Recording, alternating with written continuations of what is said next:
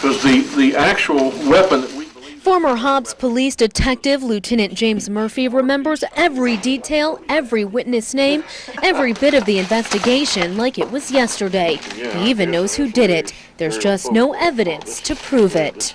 We're going to have to go to our graves, you know, never being 100% sure. But I won't go to my grave not being pretty positive. I feel sure that I know who did what and how it happened, but... In 1988, 69-year-old Orion Hanke was at Washington Park combing the grounds with his metal detector. And he was basically just out there doing what he did almost every day. But this day was different. Someone came up from behind and beat him with a piece of firewood and left him for dead.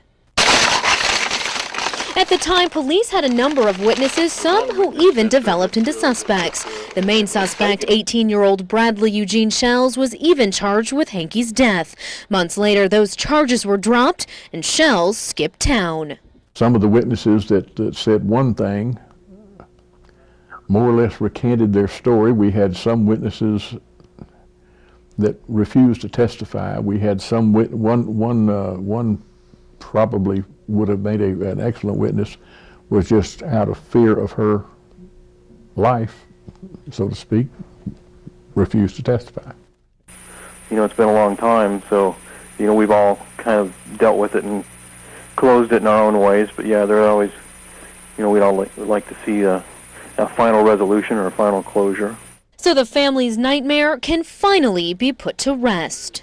I guess it's been, you know, frustrating that nothing was ever resolved. And for Detective Murphy, in his heart he knows who did it, but as the years pass, he may never get the chance to put the alleged killer behind bars for good.